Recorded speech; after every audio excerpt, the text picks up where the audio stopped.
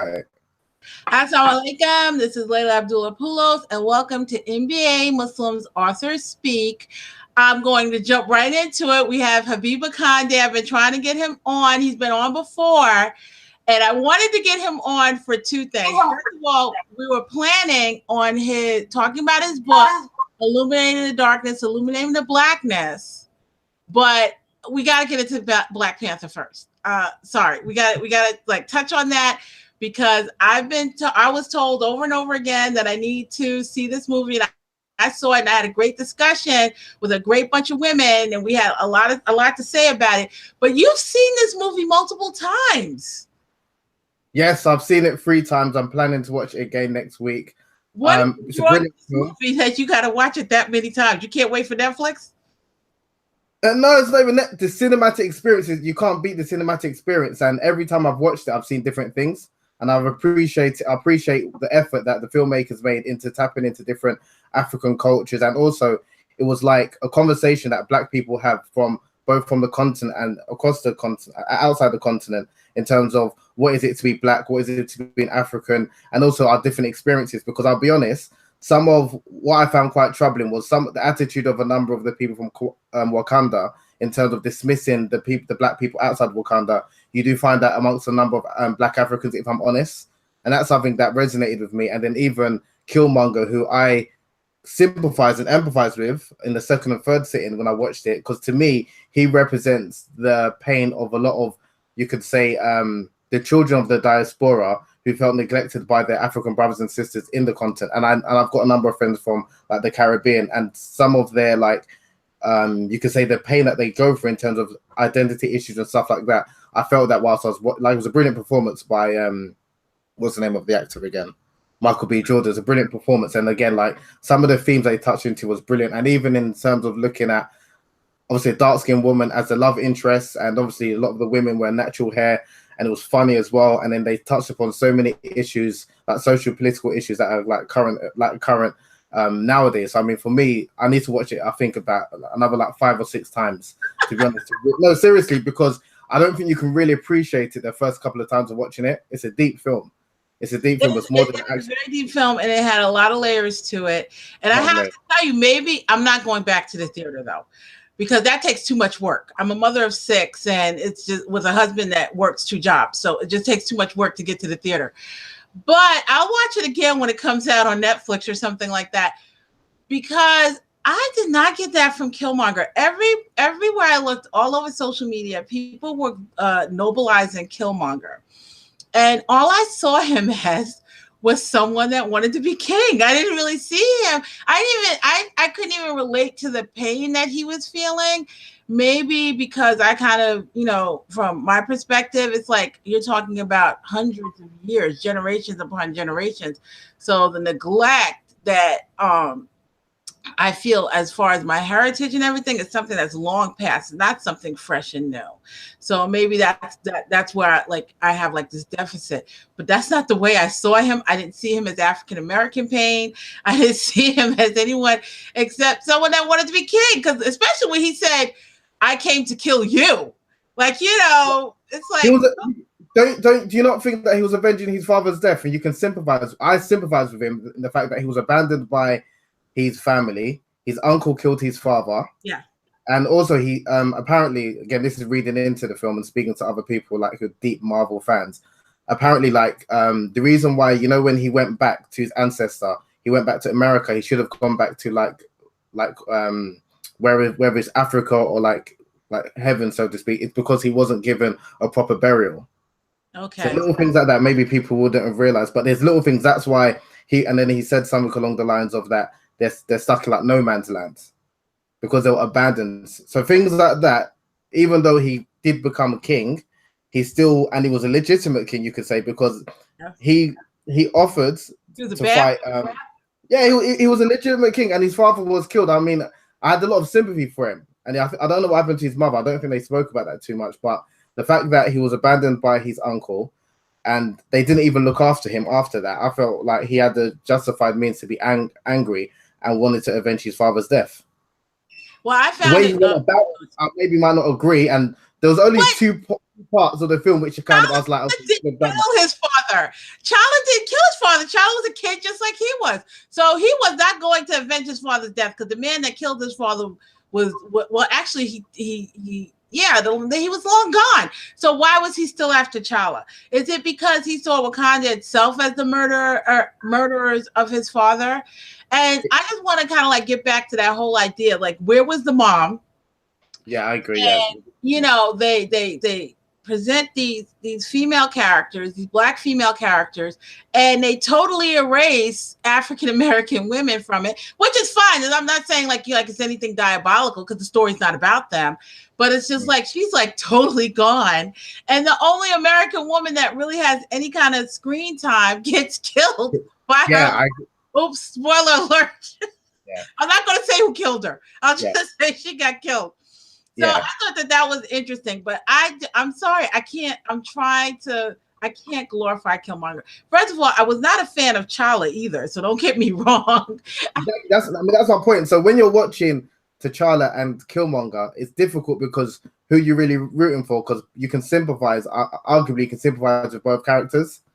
And you might not, like, I don't agree 100% with Killmonger, don't get me wrong, but I still don't agree 100% with T'Challa as well, because he turned his back until the end. He turned his back on a lot of Black people around the world, which again I found that quite problematic. And he had the means to empower Black people. He had the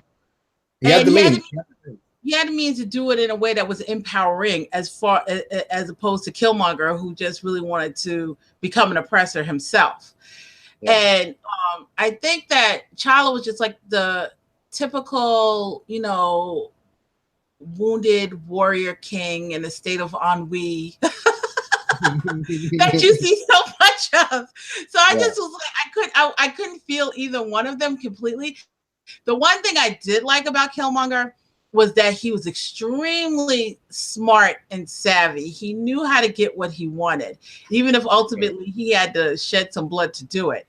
But, you know, he used people very, very well. He knew how to use everyone in that movie and how to play on this to his advantage. So that's the one thing. So if it was between T'Challa and Killmonger, I would definitely have to say Killmonger was a more dynamic character.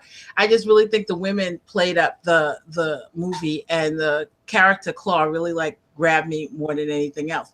Now I want to get back just for 1 second. Who's your favorite character? Sorry, who's your favorite character? I never have a favorite character, because you have the villain, you have the hero, it depends, you know, on exactly what it is. I have to say, I named 3 that I really, really like the character, and I really like the performances, and I'm so bad at names, so I can only name the characters. Okoye, who is the woman that plays in The Walking Dead. She's Michonne. Okay, so she's a fabulous actress all around, because I can't stand The Walking Dead. And the only time I watch it is for her. It's for that character, Michonne. My husband swears up and down that there's a little Michonne in the Okoye character too. I guess maybe I'll have to watch the movie again to kind of like determine that, but that's what he saw, because he's a Walking Dead fan. Shuri, so that's Lupita something. I think she did a good job. Wasn't that the sister? Yes, that's the sister. Shuri's the princess, the sister. Yeah. And I just saw her in Dark Mirror, which is a great series, by the way. I just saw her in Dark Mirror. Have you ever heard of it? I've heard of it, but I haven't watched it. It's British. You've got to watch it. You've got to watch it. You've got to watch this one called Black Museum, because she stars in that one, does an excellent job. Okay, so she's quite a good actress. And Claw, I'm sorry, I really did like that character. He played that character very, very well. Everyone else was kind of either going down like a lead balloon, or they were playing their parts. They were being the actors that they are. So like Angela Bassett, that's Angela Bassett. I've seen that over and over again. She's a fabulous actress, and she played that part fabulously. Like, what would you expect from Angela Bassett? Yeah. I think, and you know, so, and the guy that was the outsider in the mountains that used to howl all the time. Oh, is it the gorilla? Yes. Oh God, he was great. He was great. Yeah. He wasn't the best performance, but he was great. He was really, really good. So those 3, I have to say, those 3 were my favorite characters they kind of like drove the plot, and they kept the movie interesting and engaging in ways that if they weren't there, it would just kind of be like a kind of like, Marvel Comics version of Coming to America. Okay, that's a good one. No, I think I have to watch it again, but it'll definitely be on Netflix or something like that. I'm not going back to the theater for you have to watch in the cinema. You have to watch in the cinema. It's a total different experience. I've experienced it, so I'm good with it. So now I can kind of look at the characters from the small screen. But no, you have to watch the name of the show is Black Mirror, but the episode, and it's on Netflix, is called Black Museum. She's also in a British urban drama. It's called Top Boy. She's in I gotta look for it. Top Boy, yeah, you should check it out. It's on Netflix as well. He's a really good Michael, whatever his name was. I'm sorry, was not feeling him. He did a better job than the other guy that played Chala. He did a better job with his character than the guy that played Chala. But I mean, they're talking about these mind-blowing performances by these men, and I'm like, now the women stole the show. I don't think the men. I think apart from Claw, I think the women stole the show. To be honest with you. Oh, the acting from the women was phenomenal, and that was the thing, and that's what kept me engaged. And the one male character, Claw.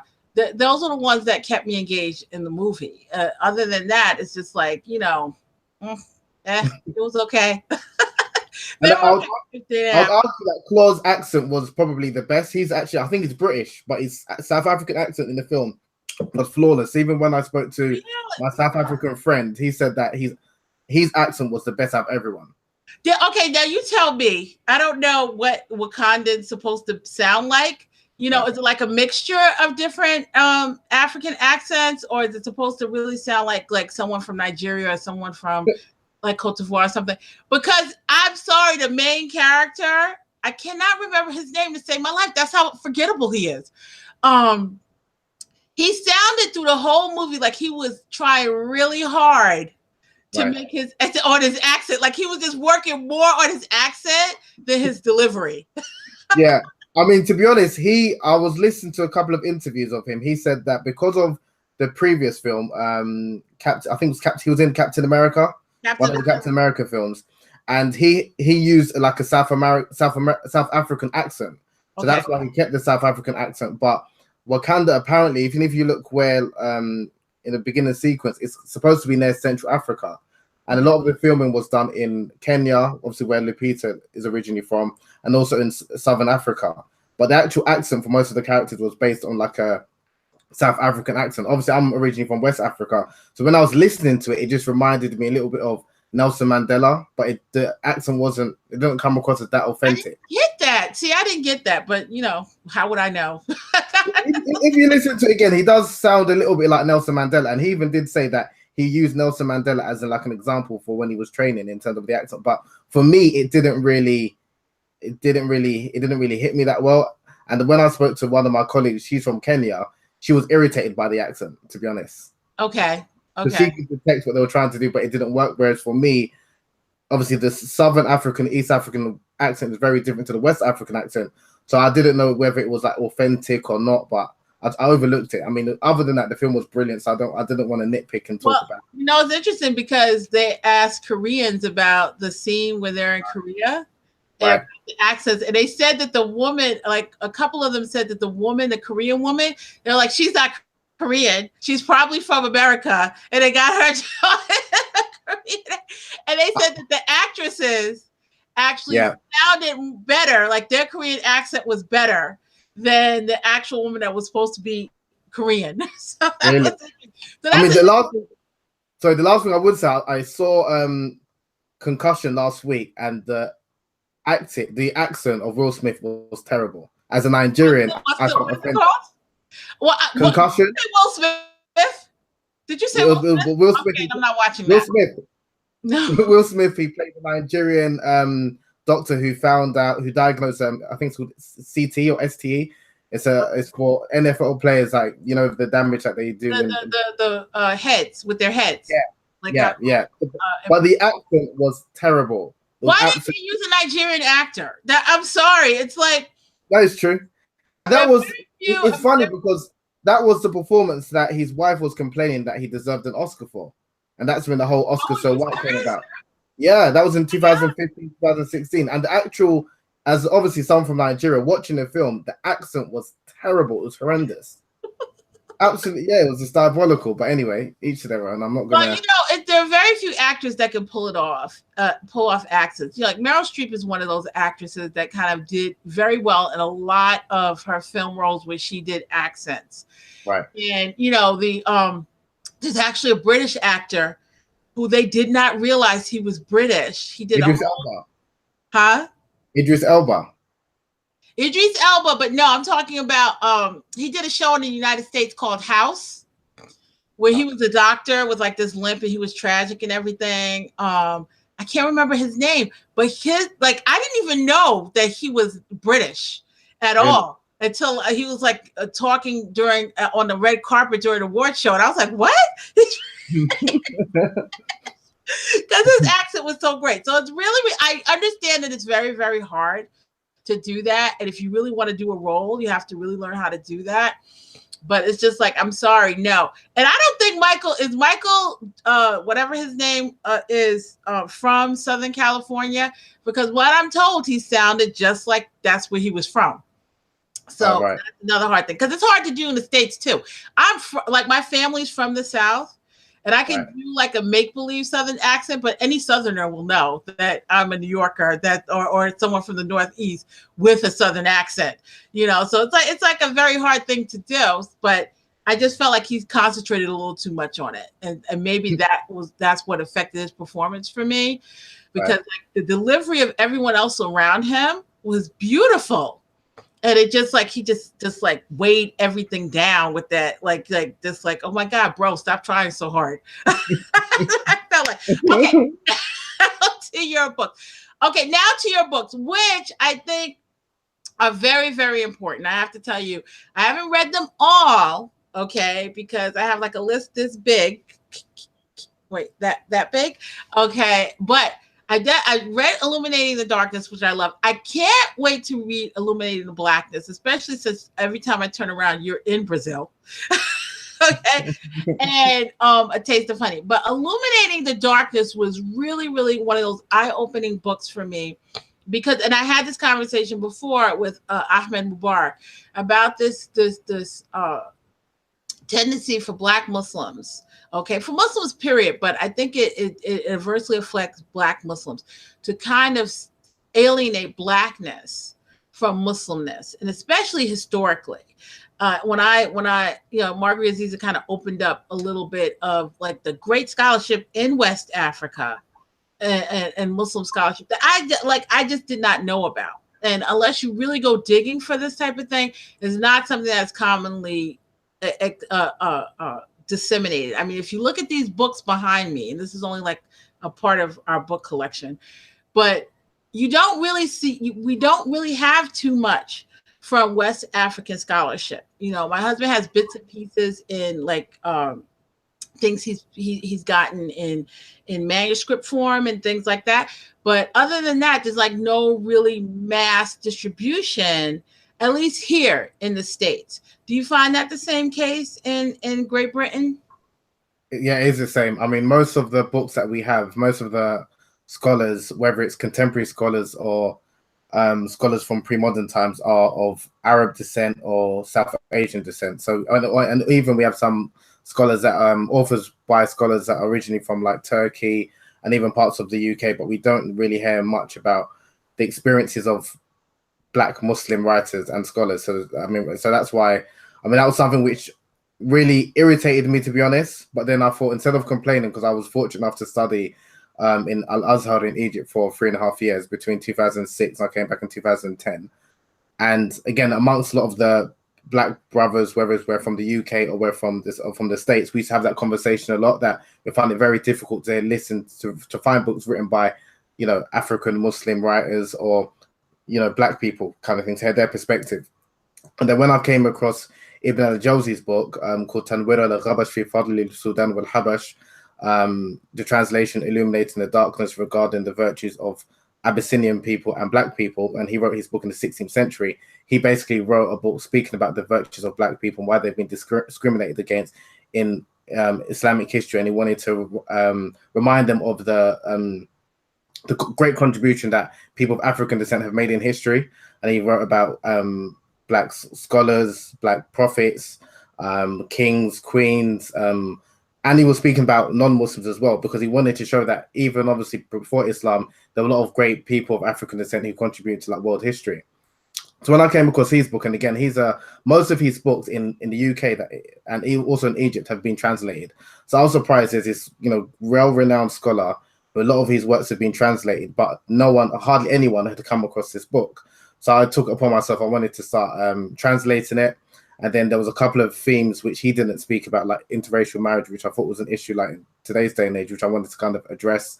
And then I came across another scholar who wrote a similar book in the 9th century. The scholar was called Al-Jahid, and he wrote a book speaking about, again, anti-blackness within the Muslim community and things like that. So I realized that, and there was other scholars as well, like Al-Suyuti, he wrote a similar book in the 16th century. He actually wrote 3 books about anti-blackness within the Muslim community, and he wanted to raise the status and self-esteem of not only black men but black women, and speaking about the virtues and beauty of black women. So again, for me, I was astounded when I came across this material, and I thought, okay, rather than complaining or asking where are these books or why aren't they being translated, I took it upon myself to translate a number of their works, and obviously added a couple of things that maybe they didn't speak about.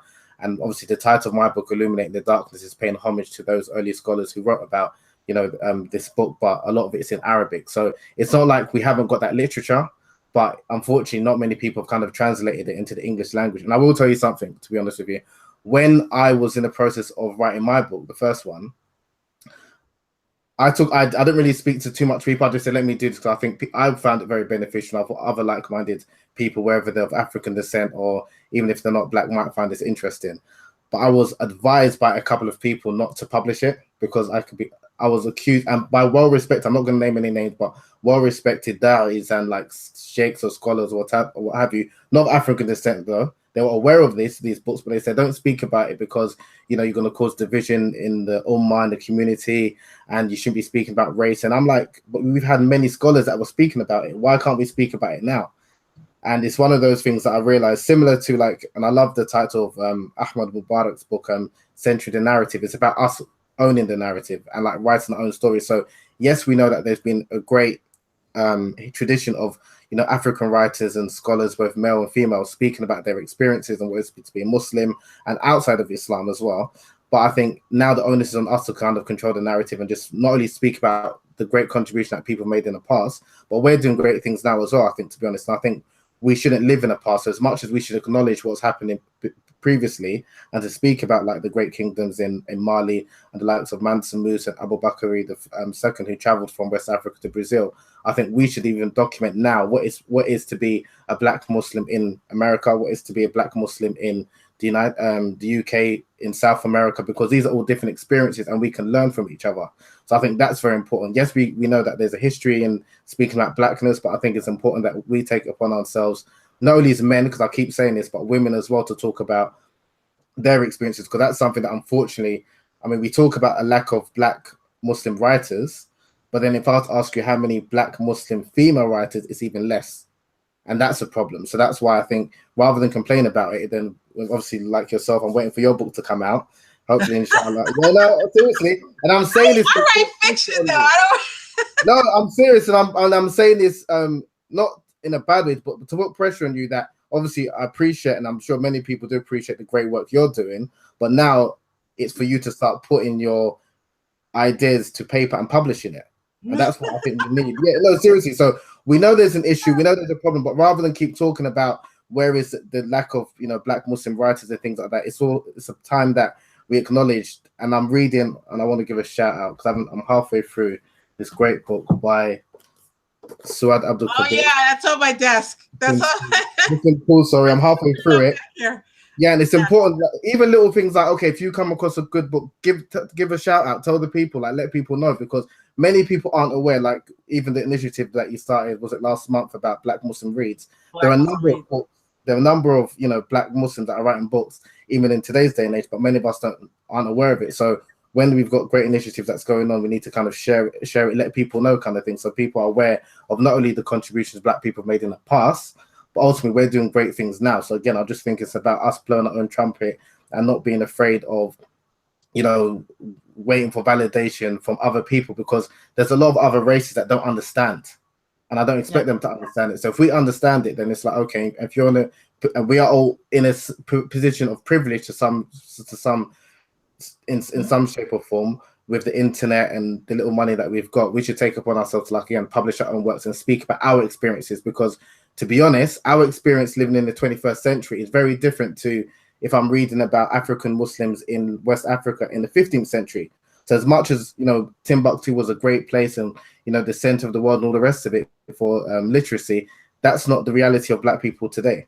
And we can't just rely on what they wrote in the 15th or 16th century. We need to kind of create our own histories. And I think initiatives like this, what we're doing, is good. But I think we need to take the next step and not only like recording it, but publishing it, because the same way we're having these conversations now, imagine like 100 years from 50 years from now, people would want to know, what was it like to be Black and Muslim, you know, in 2018, 2017. I mean, that's why I think it's important to document these experiences rather than just relying on like history and what people have done in the past. Well, I think that one of the things that the Black Muslim Reads campaign showed was that we are doing that. You know, first of all, I write fiction. I don't write nonfiction. I don't have the stamina for it. Okay, so if I could do something like in a fictional work, like I have quite a few stories that are interracial. All of them are interracial, by the way. So, but we do have works out there. We do have Black Muslim women authors, and that's one of the things that the Black Muslim Reads campaign brought out. But I think that one thing that happens, and we have to kind of step back, look at it, and decide how it is we're going to resist it as Black people. And that is, like you said, when you decided, well, you know, Ibn Jawziya, I have his stuff up here. I don't have that work. Okay, so enough of Muslim scholarship purposely overlooked his work for decades. I'll be kind, I'll say decades. When you have mass distribution, where you can have works translated and printed very, very easily and mass produced, okay, because I know over here, when I first became Muslim, you know, every time I looked, all I saw was Lahore, Pakistan. Every time I looked at works, okay, and then that was when I was first Muslim, and then, you know, work started coming from Saudi Arabia and Egypt and Jordan. But it's just like, how do you decide? How many people decided not to publish this work, not to translate this work? They didn't find it important enough to translate this work. And then when you decide as a Black person, you know what, this is important to me, and I know it's going to be important to some other people. So let me do it. Let me do the knowledge that Allah subhanahu wa ta'ala gave me so that I can make this man's work accessible. You got pushback on it. And that, I can't believe it was that same lame line about division and everything like that. Because that's such, I'm sorry, I have no filters when it comes to this. It's such crap. And please don't tell me who it was, because if it's anyone that I ever had any respect for, it would like drop down completely and totally. Because at the end of the day, that would mean that despite all your lip service about Islam, despite all of the things that you're trying to be a da'i, you're drawing people into Islam, you're trying to draw Black people to Islam, and you want to stunt them, and you want to keep them encapsulated in this one specific category, where they face a lot of bigotry and bias. And when a Black person decides to say, you know, I'm going to step out of that and I'm going to do this on my own, you push back on it. I'm sorry, that right there, it's like, forget it. That's like casual racism. Point blank, I said it, and that's what it is. And so that's a problem in and of itself. When you add gender to it, okay, because we have Deborah Majid. You just pulled out Muslim Cool by Saad Abdul Khabir. You got Jamila Kareem, who's written great work. You have Amina Wadud. Look what she went through just because she's just trying to shake up and get people to think a certain way. You know, even to this day, like I still hear people say stuff about her, and I'm like, but did you read what she wrote? Oh no, well, but just based on just reputation. alone. And I'm like, but did you read her work? Did you read what she wrote? Because, you know, honestly, you can't have Imam Ghazali and Imam Ashari's early work and then try to go off on someone like Amina Wadud. It's like, that's so hypocritical. It's ridiculous. So it's like that you face that kind of pushback, and we're still doing it. We're still writing these works despite that. But it's like, if you decide to go outside and deal with an issue that makes Muslims uncomfortable, non-Black Muslims uncomfortable, and nothing makes non-Black Muslims more uncomfortable than an educated Black person ready to assert their humanity and their Muslim humanity. Nothing makes them more nervous than that. They're not even as afraid of white people as they are afraid of that. Okay, because they've dehumanized us for centuries. Okay, and so when you sit back and you're just like, you know what, this is what we're going to do, that's when you get that pushback. And I hate that. I'm sorry, I have no patience or tolerance to. You're gonna cause division. Allah doesn't see color, except He mentions it in the Quran. There's no racism in Islam, except you're racist as hell. And so it's just like absolutely ridiculous. And just by virtue of the fact that one prime example is that when you have people like you and Ahmed Mubarak that are showing this Black scholarship and Blackness in Islamic history, okay, just by virtue of the fact that so many Muslims don't know about it, so many Black Muslims don't know about it, just really shows the racism among Muslims in Muslim culture that has endured. And so, yeah, let's shake up past that and let's get past that. And that was the thing. It's very, very eye-opening. You know, when you mentioned not looking back in the past, you know, which I find surprising for a historian, as a fellow historian, I totally get what you're saying. I totally get what you're saying. But I think especially over here from like many people, many Black Muslims may feel from this perspective and experience that it is necessary to look back in the past because so much of it has been whitewashed, okay, or Arabized, or coated with like this South Asian tint to it. And so we don't get to see ourselves, you know, past very specific things when there's more to that. Because when you see yourself in the Sahaba, and people try to act like it's not a big deal. Yeah, you act like it's not a big deal because you know what? You automatically think of the Sahaba as passing white with long hair, long silky hair and light eyes and everything like that. That's how you think about it. And that's what you can identify with and that's what you can connect to. And so when you find out that, hey, guess what? They weren't all like that. Okay.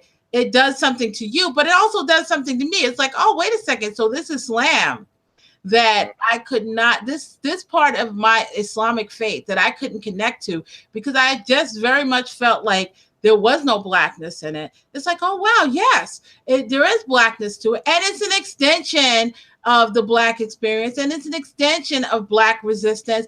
And I could get hip with that, you know? And so by just having like non-Black Muslims exist that are pushing back against that to our fellow Black Muslim scholars, I find that just infuriating. Yeah, so I just want to touch upon, I probably didn't word myself or explain myself properly. When I said not to look back in the past, I mean, don't get stuck. Look back in the past and be inspired by it. But my issue is my issue is like, for example, look back in the past, be inspired by it, and obviously see our contribution. But ultimately, you want to try and leave your own legacy like they left a legacy. That's what I'm about.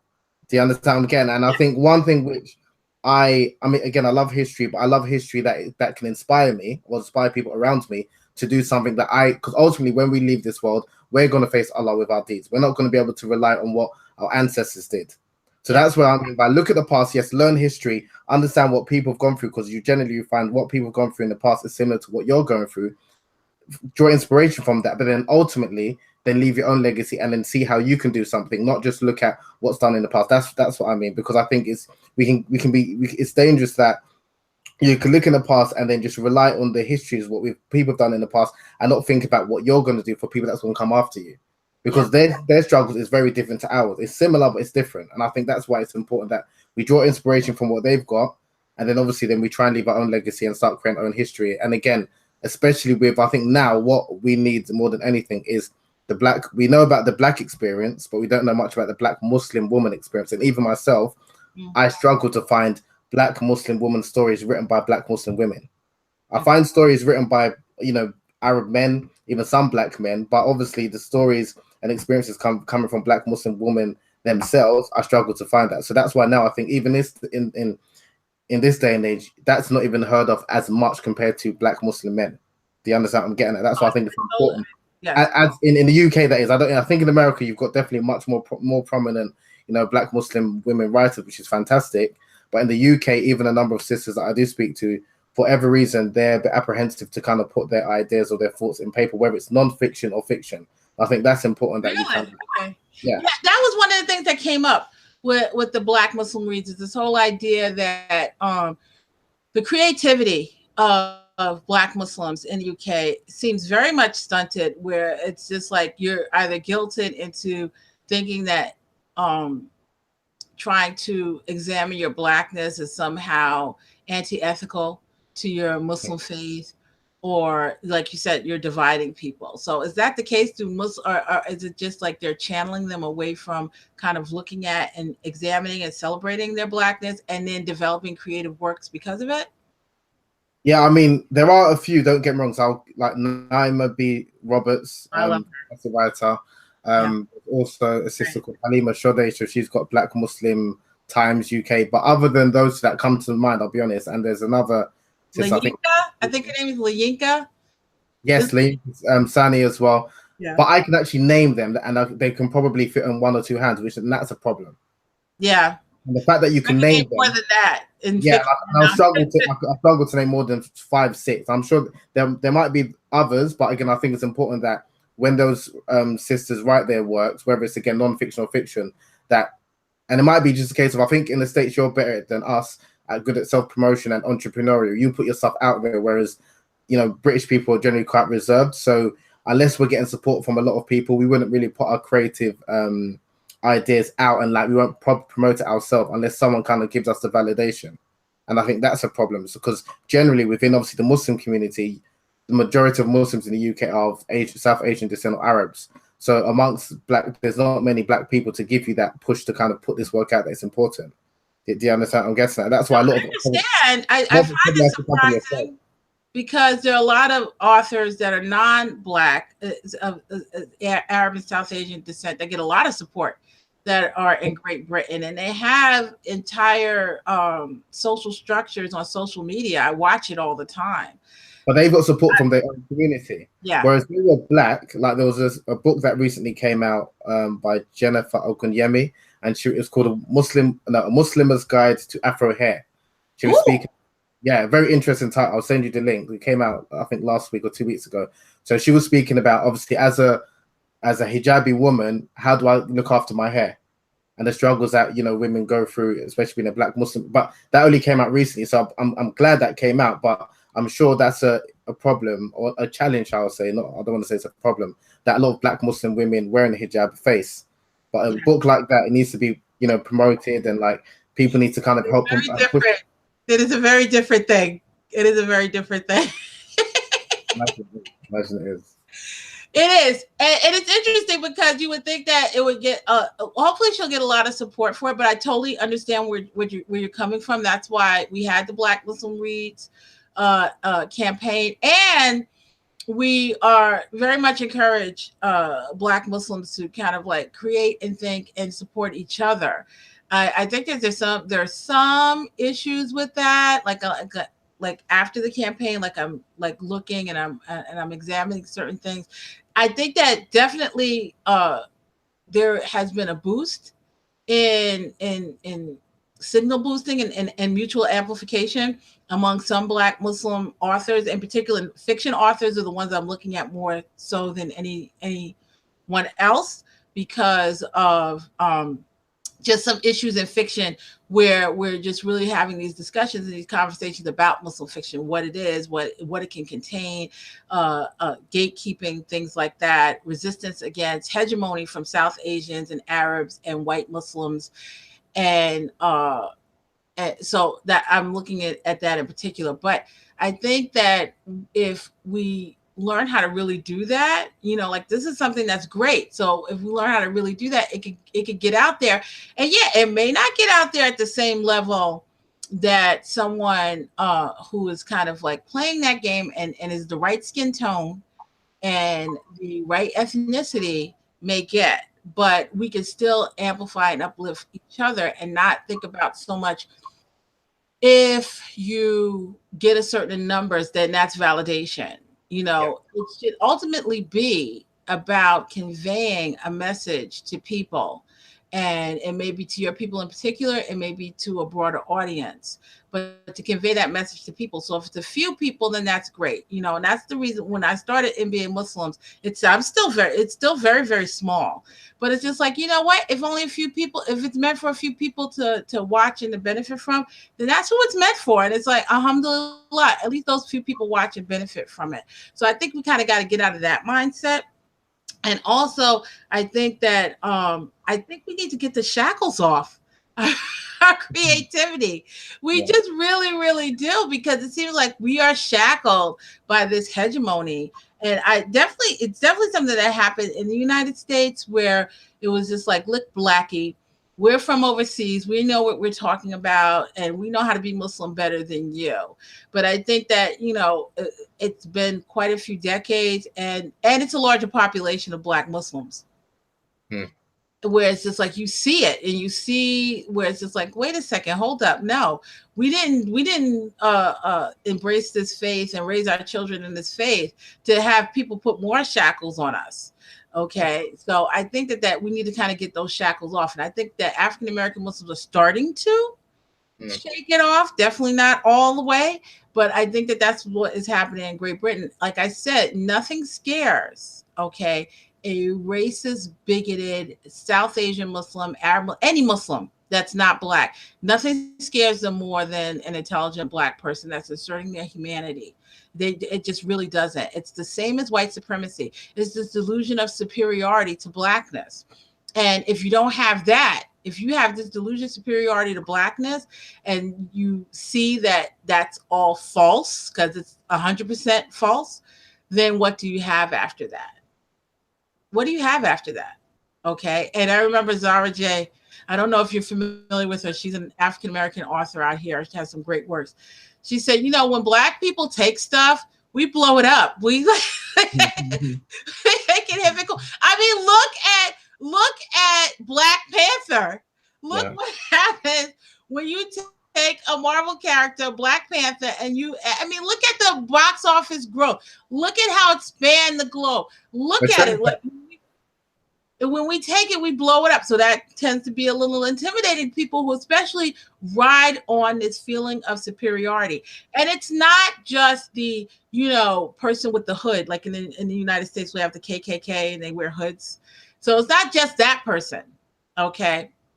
It's also the person who acts like they're down with liberation of Black people, but only to a certain extent. And that's Muslim. There are a lot of Muslims like that, and there's Muslim scholarship like that. You don't want to name names. I won't name names. I won't make you uncomfortable. Please don't.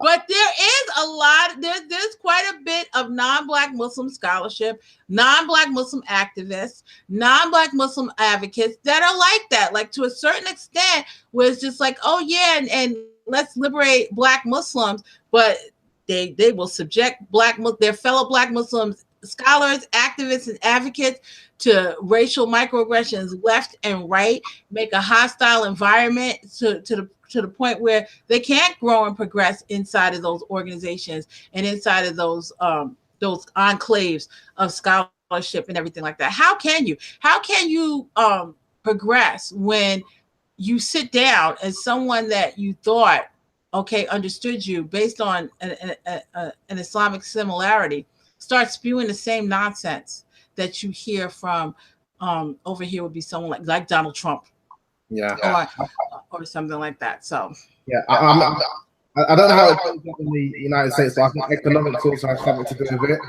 And what I mean by that is that if, for example, especially if you're, for example, like a Dali, or like you're affiliated with a Muslim organization or a masjid, and obviously they're your employers, you don't want to bite the hand that feeds you. So you're not really going to speak about certain issues that potentially they're not going to like speaking about race and all these type of things, because you might be out of a job. Yeah. And of course, we know you should be speaking truth to power and speaking the haqq, but in reality, obviously, people have got, families to look after and things like that. So they'll avoid. So there are some, even I know of in the UK and a couple in the States, Black Muslim da'is, or you can call them scholars, and they're aware of this issue, but they shy away from speaking about blackness because, like I said, they don't want to bite the hand that feeds them. And this is why I think it's important that, and this is why I didn't want to go into, like you could say, any type of like religious work full time, because I wanted that autonomy, I wanted that independence, where even if what I might be saying might be wrong, at least I'm speaking from my own personal opinion or my experience of what I found. But when you're linked to an organization or you've been given some sponsorship, then it's difficult. It's human nature. It's difficult to speak out against certain things that you might be it seems like you're attacking that community, if that makes sense. So even like with my first book, when it came out, I self-funded it.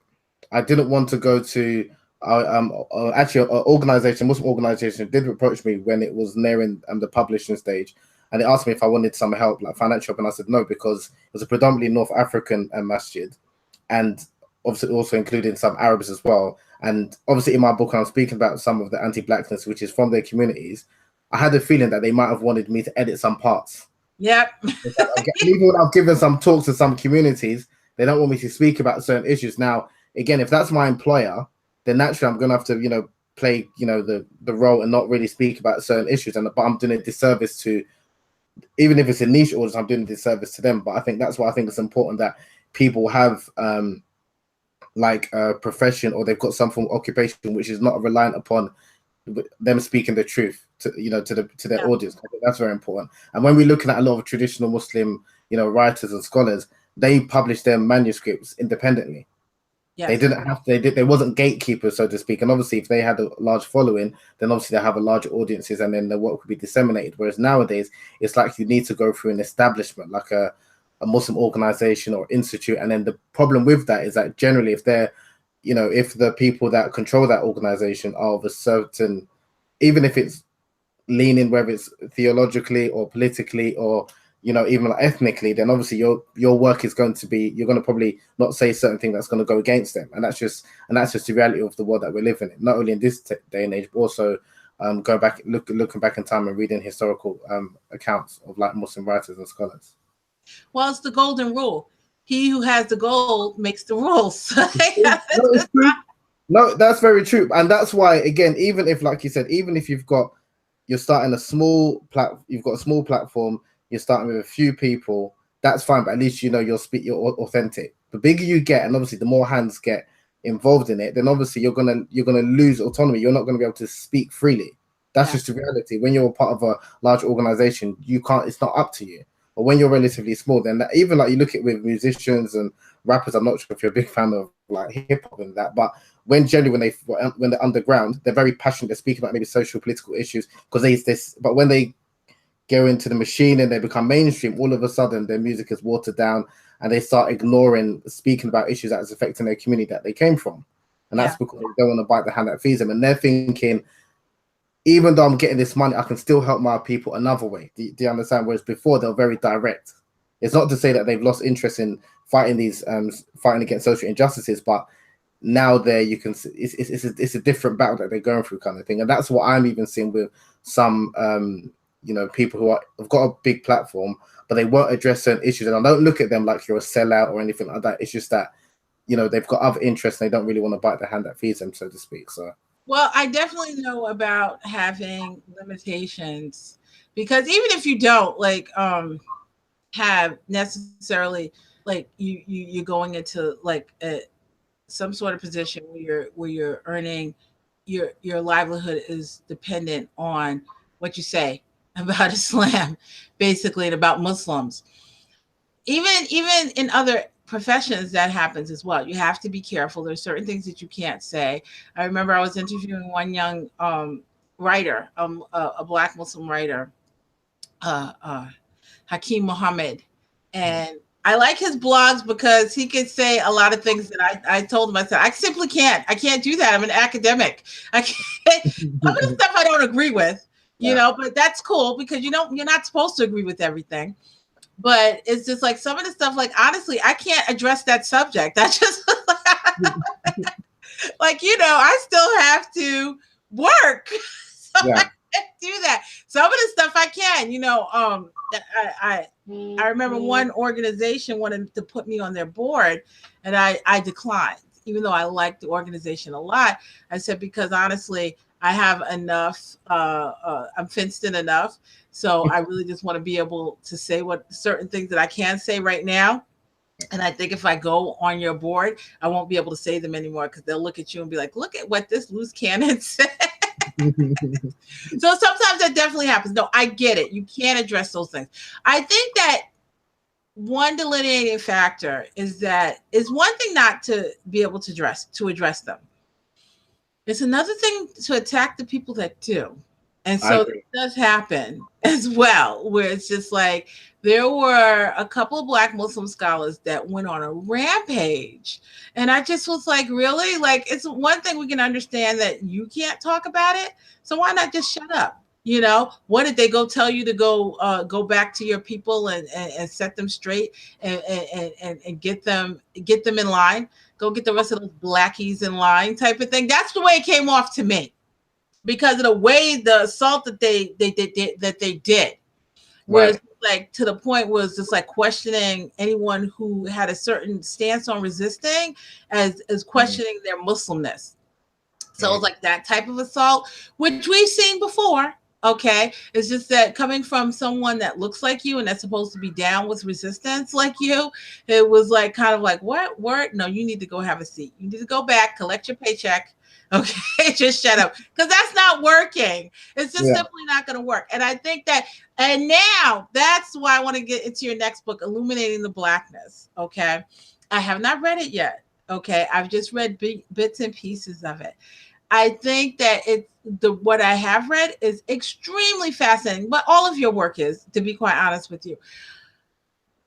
That we have like this extension and this progression of Blackness and Muslimness past this one dynamic of the African American experience. Like you're opening up something more.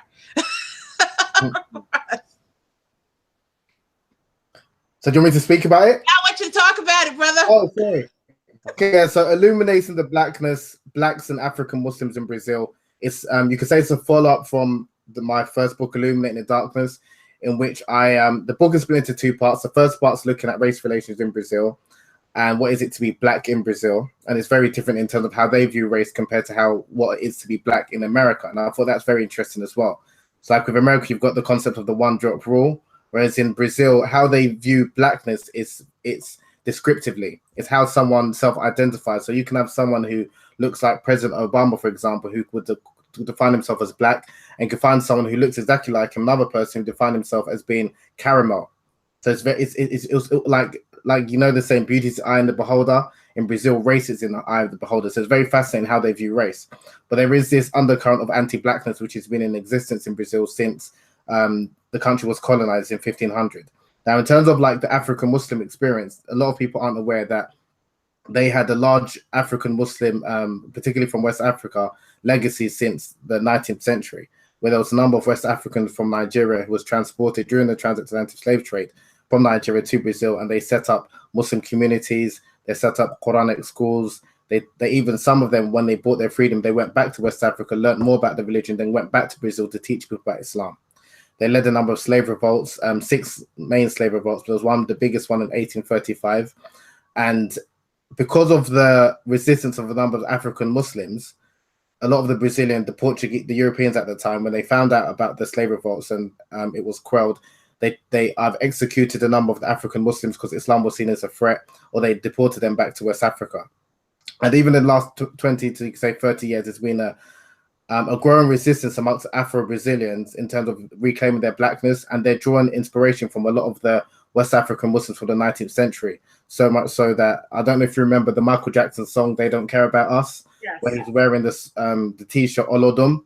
That's derived from the Nigerian word for God, Olodumare. and that's the Afro-Brazilian group, which is trying to teach people about African history, the contribution Black people have made in world history, and also about the African Muslims.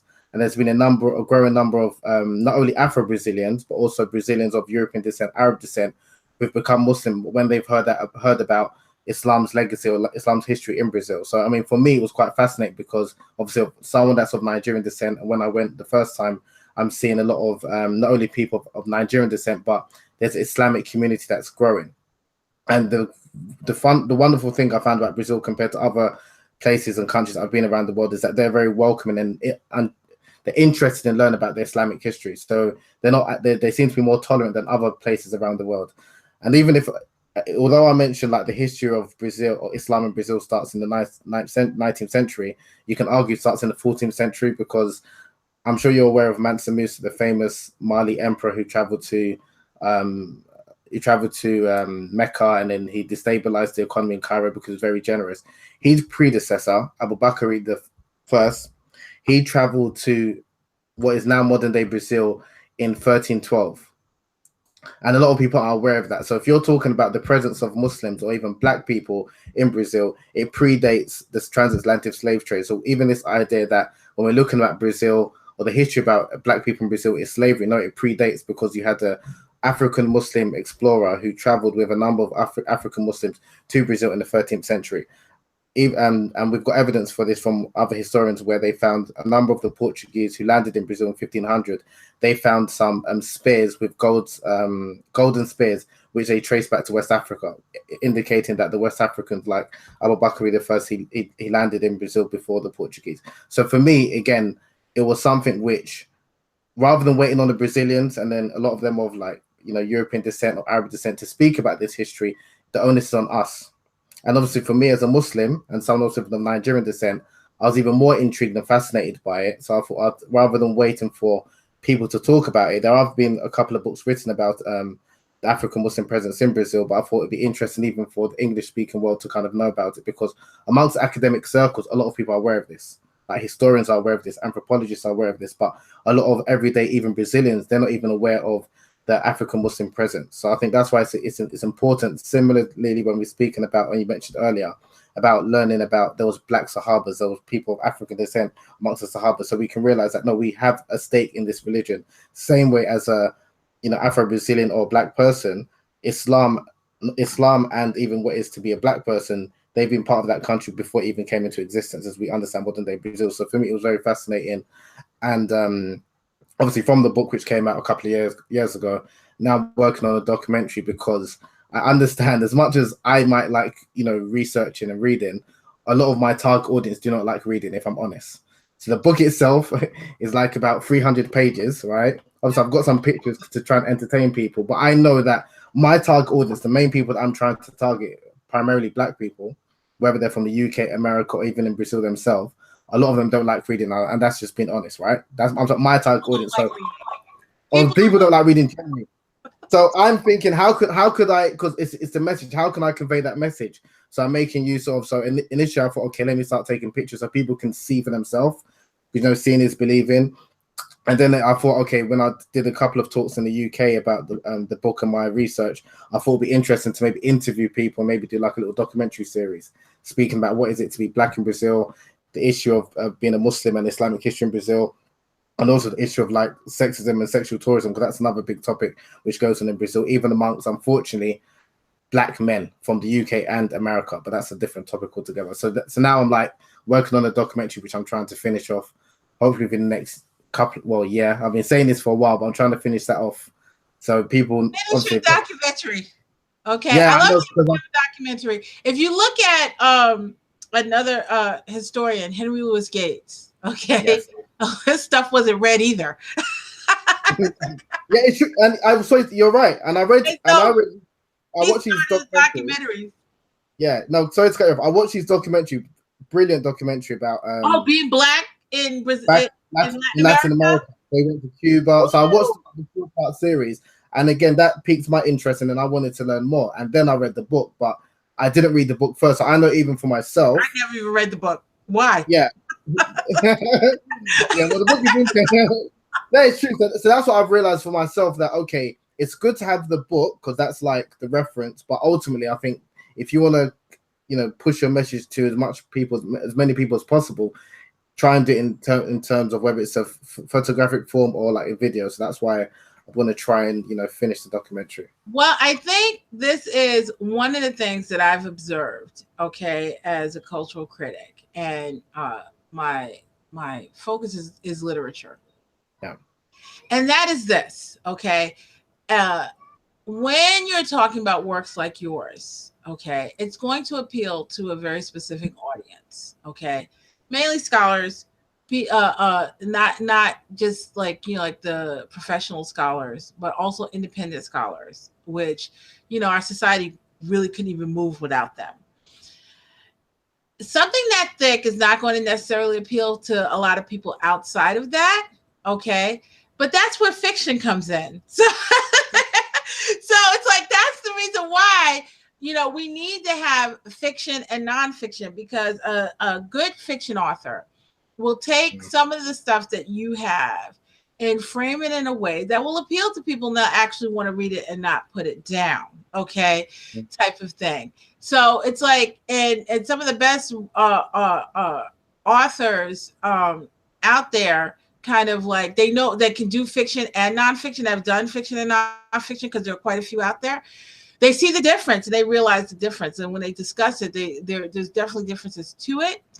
So I think that a documentary is a great idea. I love that idea. I still want to finish reading the book, but I think that to get that amount of knowledge and convey it to as many people as possible, it will have to be something outside of a book, or you can do an audiobook where someone can listen to it while I need to get someone. I haven't got the voice. I haven't got the voice for that, so I'll need to get someone to do the reading. Oh no, you got it. Oh God, I got to get you hooked up with my daughter, because she knows how to find voiceover artists to do stuff like that. Like, she does auditions and everything, but it's like, it's very important. And I think that it's a great way, I think that the book in and of itself is wonderful and fabulous, but we have to have different methods and means of conveying to people.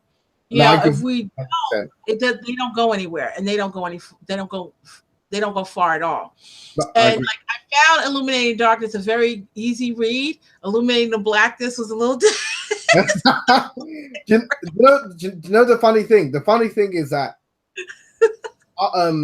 Illuminating Darkness first came out, a lot of people found, even though it's only, I think, maybe 120 pages, whatever, like A5, but people found that quite difficult to read, right? And they found it quite dry.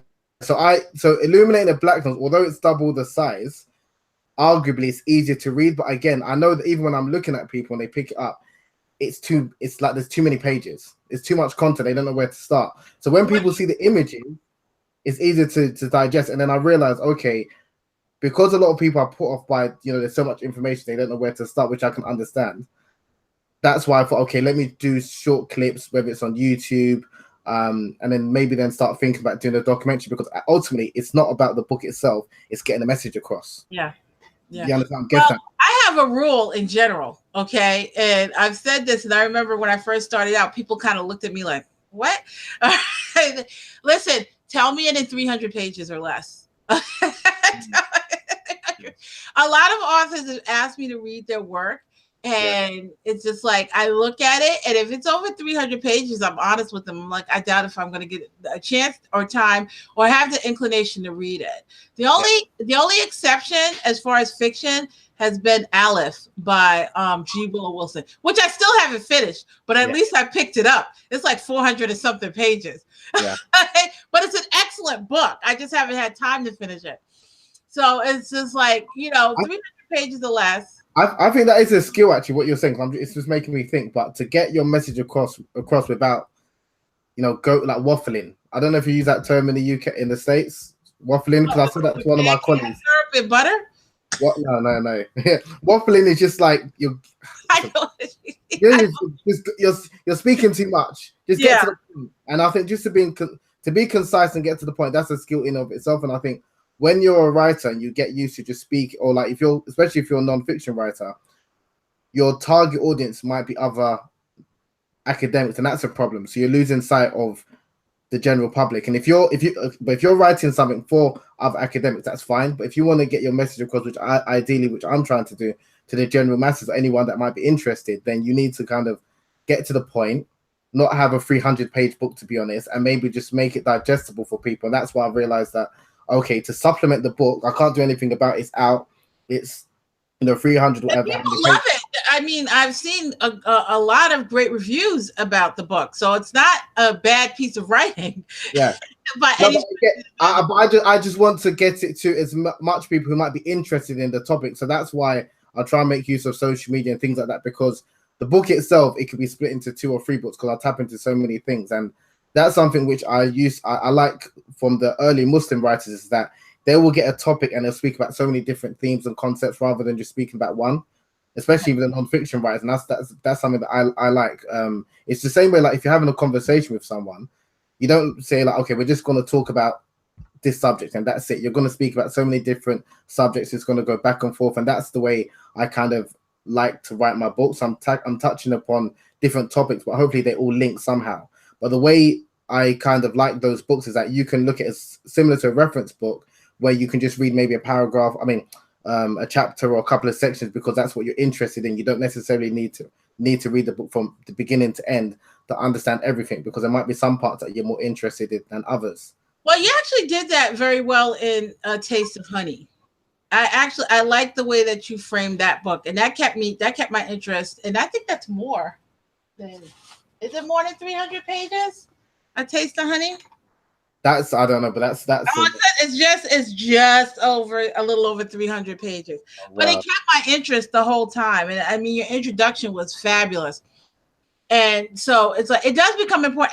And you can do that, like with The Taste of Honey and with Illuminating the Darkness. You can go back and you can look and reference certain points, which is excellent, because this can be used as an educational tool for that purpose as well, because you don't necessarily, you can go over things with students, like you said, topic by topic.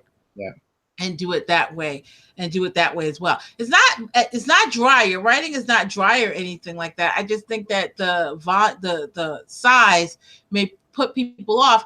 And if someone does pick it up and read it, I think they'll remain engaged. They'll remain engaged in it, and continue to read it, or even keep it as a point of reference. Because there are smaller books, there are larger books, there are books that I have that I have never finished, but I keep going back to, because it's just like, these books are a point of reference in my work and in certain things that certain times in my life where I go back to those works and I look at those works. So it's Islamic scholarship, non-Muslim works that do the same thing. So I think that in and of itself is good. But like you said, you want to get even more out to more people. And a lot of times an author may think that that's it. Okay, I'm done. All right, here's my book. Here's my brilliance. Let me move on to the next thing. But you're thinking past that.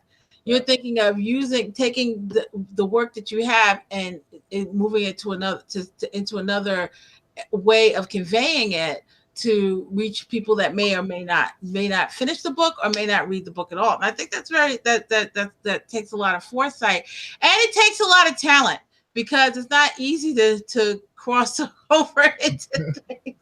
You ever read a book and the author's being interviewed and you're just like, wait, that's not the same person that read this book. That wrote this book. Yeah. It's not the same person. So it's like that, and one African American scholar that I love, Cornel West. Okay, yeah. Big fan of him. I don't like his writing. I just really don't. I love to hear him speak. I love to hear him talk. I'm really not a big fan of his writing, so it takes a lot to be able to do to go across media. like that. And so I hope that you do it, and I hope that you do a great job. I think that you will do a great job because you definitely have a presence for it. I want to go back to illuminating the darkness and this whole idea of during enslavement in Brazil. First of all, I'm sorry, I'm going to be honest. Brazil is racist as all get out. Sorry, it's a very racist country, and that's the thing. Okay, thank you. As a country full of contradiction, it's arguably more racist or just as racist as the United States of America. But because they didn't have Jim Crow laws and they had the miscegenation laws, and the thing about Brazil is because they encouraged and they subsidized for so many Europeans to come to Brazil, and the reason why they did that is so that they could eradicate the black race. Yeah, and their idea was I can't remember what it's called in Spanish. There's a term for it, purifying the race. Yeah, purifying the race. So they wanted to do that, and it still exists today, where a number of even dark-skinned Brazilians or Afro-Brazilians feel that they need to marry or have relations with someone that's of a fair complexion in order to eradicate the blackness from their progeny. When that again is problematic, but it's the fascinating thing about Brazil is what America was going through, arguably in the 1960s and 70s with the whole civil rights movement, the whole Black is Beautiful culture movement. They're going through that now. So they're like a couple of decades behind. So that's why it's really interesting seeing what they're going through, because it's only the last, you could say, 20 years that they're kind of understanding or identifying, embracing blackness. And that's why I think it's... That's fascinating, because you're saying to me, like, okay, during enslavement, all right, when Black Brazilians were enslaved, African Brazilians were enslaved, and Muslims in particular, they did keep some part of their Muslim identity intact. They were able to keep some part of it intact to the point where they resisted, and then they started to get shipped off or killed. Most definitely, the Muslims were seen as different to the other Black people, because the Muslims were, because remember, they came from primarily from West Africa, where a number of them were literate.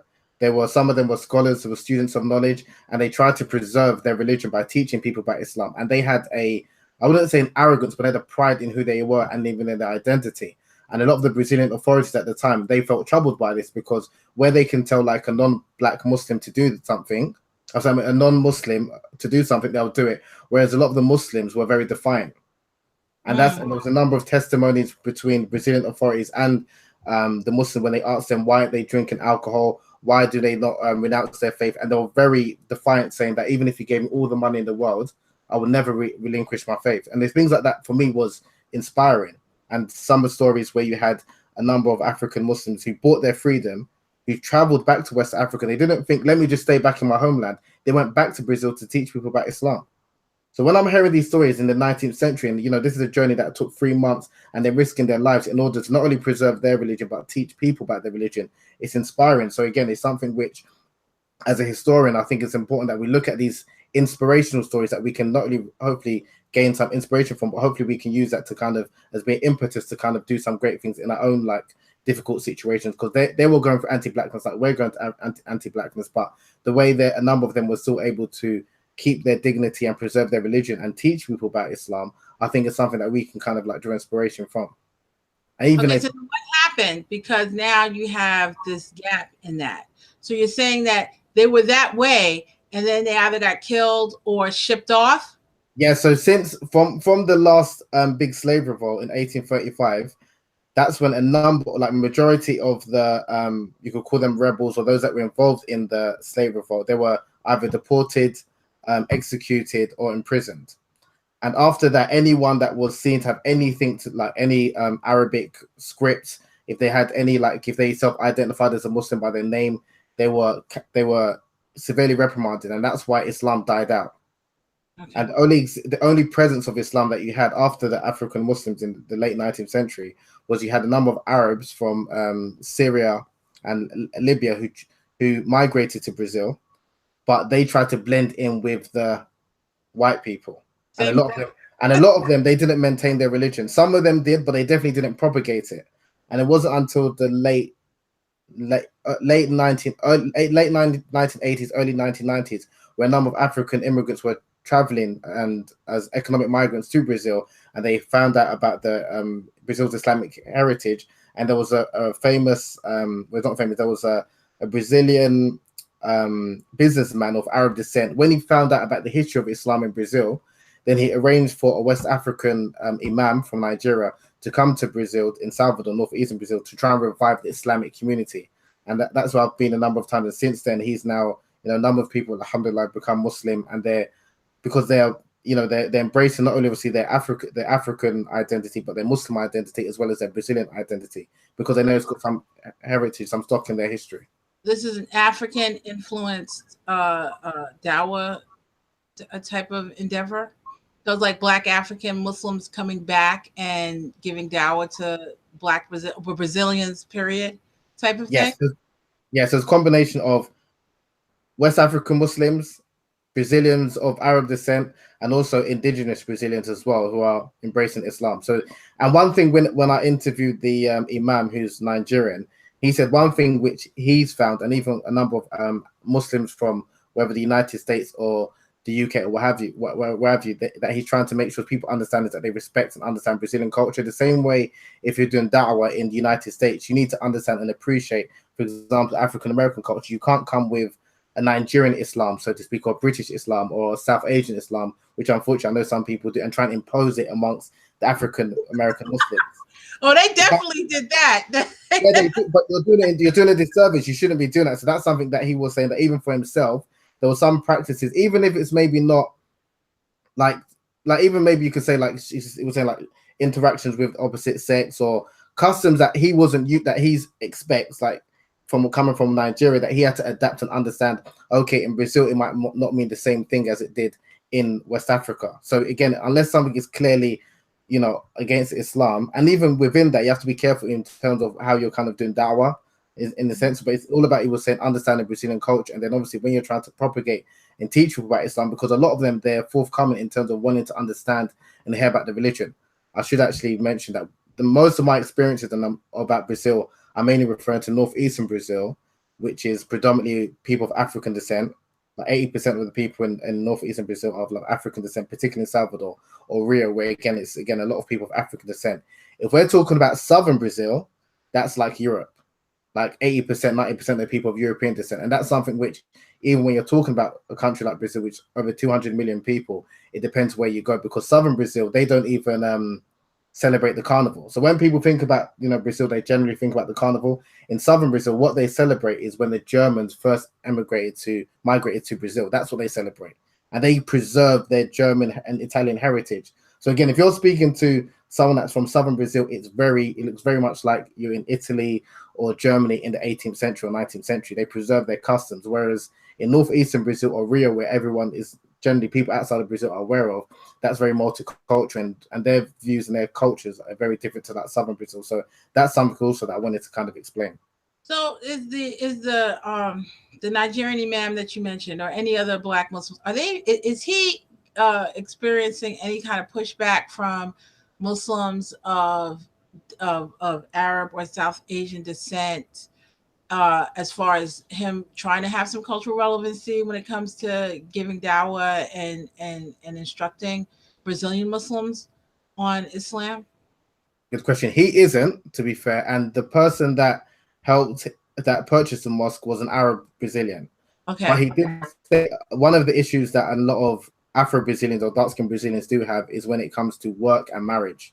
That a lot of, because Sao Paulo is where it's predominantly Arab Muslims. In terms of marriage, like, so for example, a lot of the Brazilians, Brazilian Muslims, when they want to get married, generally those of Arab descent, they want like the fair skin or Arab looking Brazilian woman. Whereas many of like the darker skinned Brazilian women or the Afro Brazilians, they're not really looked upon as like suitable marital partners. And he speaks about that's an issue. And also when it comes to work as well. There's two Brazilian men, Afro Brazilians I interviewed, and they spoke about the discrimination that they face amongst Arab Brazilian Muslims. And he said that he finds more, he had to go back to non-Muslim Brazilians to find work and people that accept him for who he was. So the whole issue of anti-blackness, which does exist in the UK and the States in the Muslim community, it does exist in Brazil, but not so. I would argue that it's probably not as prevalent as it is maybe in the United States and in America, United States and UK. Do you think that it's because the Afro-Brazilian Muslims are going through a similar type of progression into Islam that happened already in the United States through the Black Muslim movement, and but they have some a level of support from African Muslims from Africa at the same time, where we didn't necessarily have it to an extent. Definitely had it, but maybe not to the same extent. Yes, I think, and that's actually a really good point, because especially again when you're looking at the Brazilians in northeastern Brazil, they've, like, what was astonishing, even myself going there, they see themselves, many of them see themselves as fully African. They embrace the Africanness. So even becoming a Muslim and knowing about the African Muslim presence, for them, they can identify and they can relate to it. So, and a lot of the Brazilians that embrace Islam, they embrace Islam after hearing about the African Muslim presence, because number one, obviously they were African like themselves, of African descent, and they're fighting against injustice. But they didn't identify with the Arab Muslims who are already in the country for hundreds of years. Do you understand? Because they couldn't, because a lot of Arab Muslims were rich. They didn't fight against social injustice and things like that, and they blended into society. Whereas the African, go ahead. I'm sorry. Whereas African Muslims struggle, whether they were Muslim or not, they can identify and relate to it. One, because obviously similar skin complexion, and two, they're fighting against social injustice. Okay. So was there a level of acceptance from African descent Muslims for Afro-Brazilian Muslims, or is there any kind of schism between those groups? Sorry, amongst African Muslims and Afro-Brazilians? Yes, African Muslims and Afro-Brazilians. I didn't find any like real issue between the two groups that I interviewed, and I went to University of Michigan was it last month or 2 months ago, to speak about that, like why are a growing number of Afro-Brazilians converting to Islam, and I conducted a number of interviews, over 30, and most of the issues that I found in terms of the interviews was between Afro-Brazilians and Arab Brazilians, not between not Afro-Brazilians and African Muslims, because a lot of African Muslims who travel to Brazil, they're in actually a worse state economically than the Brazilians, because they're actually discriminated against. Okay. But the hierarchy is European Brazilians at the top, whether they're of European descent, Arab descent, they're all white Brazilians, and then Afro-Brazilians, and then Africans at the bottom. Now, are European descent Brazilians becoming Muslim as well? Are they becoming Muslim at the same extent? Not the same rate. Identifying with. Sorry? And who are they identifying with? Good question. That is a very good question. A few that I spoke to, they identified from interviews I conducted, and hopefully will be in the documentary as well. They identified with the Moors, who they considered to be North African Arabs. Okay. Like they say that the history, when they spoke about the history of Islam, what resonated with them is that they went back to obviously the Portuguese interaction with the Moors, and a lot of them could be descendant of those Moors who they considered to be North African or Arab. I know there's, some people consider them more to be, African, Black African, but it was interesting that for them, or a number of them, they became Muslim after learning about Sufism.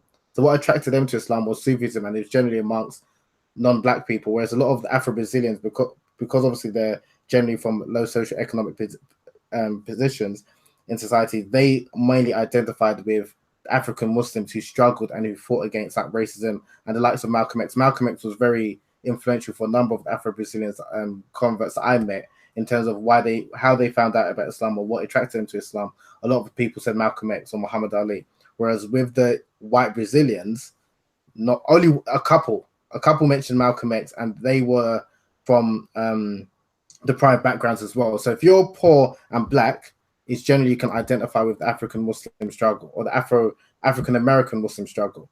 Whereas if you're from if you're white affluent Brazilian, it's more likely to be Sufism or about the Moors, because they civilized Europe and they were seen to be, according to some accounts, North African, Berbers or Arabs. So it's interesting, and that dynamic also occurs in the UK as well, where a number of Black people embrace Islam. It's generally via like whether it's hip hop music or African American activists like Malcolm X and Muhammad Ali, or it's about learning about the African presence, like in Timbuktu, of Islam kind of thing. Whereas a number of middle class white Europeans, they seem to gravitate to Islam or attracted to Islam initially by way of like Sufism, and it's not really about social fighting against social injustices, which I kind of found quite interesting. So is it the Arab Brazilian Muslims that are kind of introducing these white Brazilians to Islam? Is it the African Muslims that's doing it, or is it a little bit of both, or is it just like a whole nother thing? It will mainly be the Arab Brazilians, or it's people finding out themselves through the internet. So especially after 9/11, and there was a famous soap opera known as a telenovela, which came out in Brazil a few months after 9/11, in which it showed a Brazilian protagonist. I think he had a relationship with a Moroccan woman, a Moroccan Muslim woman in Morocco.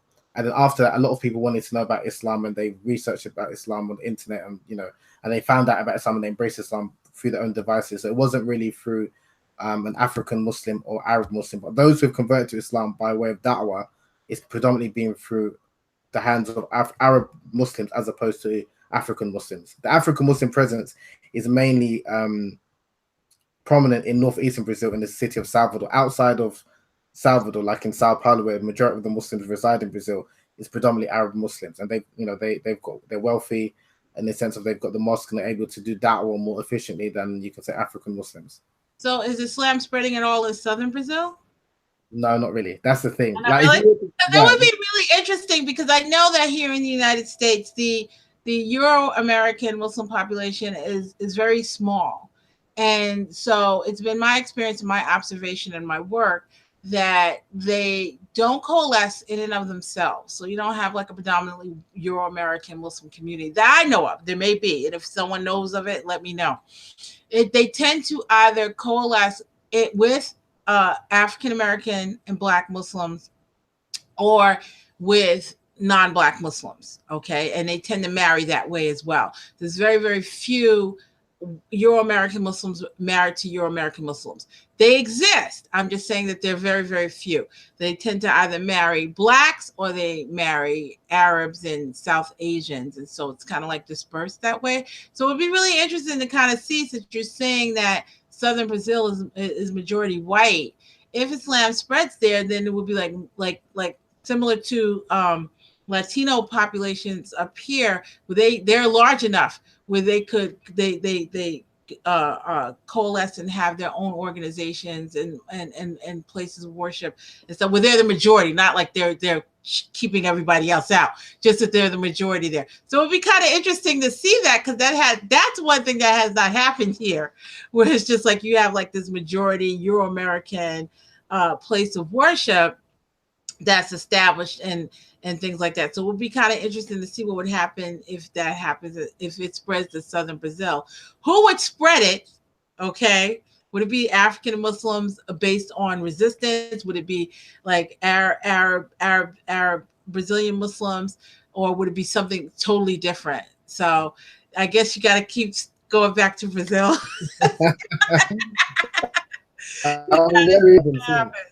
So they say now one of the things that was an appeal, Islam was an appeal to African American Muslims during the Black Muslim movement and beyond, was this whole idea of resistance to social injustice. But it also came, especially during the Black Muslim movement, particularly with one group, the Nation of Islam, this whole idea of disassociating yourself from the faith of your oppressors. Do you hear anything like that among Afro-Brazilian Muslims? Is there any kind of messaging like that? Because that was very much Malcolm X. But did that also extend? Not really. And the reason, and even like the interview I conducted with the West African Imam in Salvador, he did mention that there were a number of Black Muslims who came from America to visit the mosque, and they said, you should try and make it exclusively just for Black people. And he was saying that a lot of, number one, he resisted it because he said that's not from Islam. But he said even if you ask a lot of the Muslims themselves, like the Afro-Brazilians, they wouldn't stand for it. And when he spoke to a number of them, they were like, yes, we know that a lot of white people are racist, but again, because in Brazil, I think it's not as segregated as, or America's more segregated because every Brazilian has probably got a white person in their family. Take that tree hard enough. I think every African American does too. Yeah, but in their immediate family, I mean, like visibly in their immediate family. So that's why even in terms person down the road. That's what even in terms of like you had a debate of, because I hear this a lot when I'm online amongst African Americans, like the whole idea of can you be pro-black and stay outside your race, or marry a white person, like marry your oppressor and all the rest of it. Whereas those kind of conversations, they don't really occur that much from what I'm aware of in Brazil, because it's very common for even very prominent black activists to marry or have a relationship with a white person, and it's not seen as I'm anti-black or I'm not for the cause, so to speak. So this idea of like Islam being a religion exclusively for black people, I didn't see much resistance from that, apart from a lot of people they resisted the idea of God being a white European man. But they didn't resist white people because of that. It was just this idea that God being a white European man, that didn't sit well with a number of people, and that's why they kind of left Christianity or Catholicism, and came their way to Islam. But I didn't experience maybe what you had in America, where you had but what drew people to Islam was this idea that it was a religion for for black people, so to speak, or just exclusively for black people. I think that work like yours definitely highlights how multifaceted the Black Muslim experience is, and how connected it is as well. I mean, it seems like we are definitely, like Papacia Fazar always likes to use the term one people. Despite our grievances with each other and our challenges with each other, there always seems to be these connections that you can find between all of these different experiences, period, across the board. And you would think that it wouldn't be so much so when you talk about something like Islamic conversion, mass conversion, generational Black Muslims generationally, because here in the United States, we're like good, like I've met some families that are good 5 generations in. So it's definitely established Black Muslims in the United States, African American Black Muslims. I'm talking about African American Black Muslims. So it's just definitely not, it's no longer like this default conversion experience, because there are plenty of Black Muslims that are generationally Black Muslims from their great grandparents and so on. So, and to look at that, and to look at now what's happening in Brazil, to look at what's happening in UK, to look at the Black experience after enslavement in the Caribbean, which there's a small book by Sheikh Abdullah Hakim Quick where he touches on that as well. It's like we definitely need these works. We definitely need to see, how these experiences hashed out and how they're linked to each other, and how it is that we practice and we own this faith that is not alienated from Blackness. There's so much Blackness in it. It is not inherently foreign. It is not inherently Arab. It is not inherently South Asian. Not inherently anything. And I think the Black Muslim experience and works like yours and Ahmed Mubarak's and Jamila Karim and Saad Abdul Khabir is very, very important in continuing to do that. But I want to know. Have you come across Sylvain Diouf's book? Excellent book, Servants of Allah. I have it. You have to read her book. I have not read it yet. No, you have to read her book. Excellent book. Like Black Muslim reads made me broke. Okay. Black Muslim made me broke. And there's still only 24 hours in a day. Like right now, I'm finishing up Khalid Beydoun's book. Yeah, Islamophobia. Really gotta get that book. You have to get that book. Yeah, I'm gonna read seminal work. I think like The Way Taste of Honey is like the seminal work in modern erotology, Islam and modern erotology. I think he really presents a really good frame about Islamophobia and intersections of oppression, which I thought was really, really cool. I was surprised by it, but I'm not going to talk anymore because I was supposed to talk with Tariq about it next month. So, but you have to get that book. That's one book that is really, really good. It kind of like feeds into like it's a very good thing to have on your shelf. Is that book as well? And he talks about Blackness and about Black Muslims and Islamophobia, something that is definitely not spoken of at the level that it should be. Yes. And so he takes that on. So I think that again, it's more about the Black Muslim experience and Islam. So I think that that's very, very important. So you got to get that book. But I have her book, and I have not finished the book. And I haven't started her book yet, because when I looked at the introduction, I was like, I need quiet. And I need to just read this book. Yeah. But Jazakallah again for all of your support of NBA Muslims and for coming on. We've been on for an hour and a half. I'm going to stop the broadcast. Okay. Because I have some more questions for you that are not relevant to it. And Jazakallah for the viewers that did hold on, because I try to make it an hour. It never seems to go. That's why I put clips up on Facebook and stuff. But Jazakallah, assalamu alaikum, everyone, for joining us for NBA Muslims Are to Speak. Assalamu alaikum. Okay, stop the broadcast.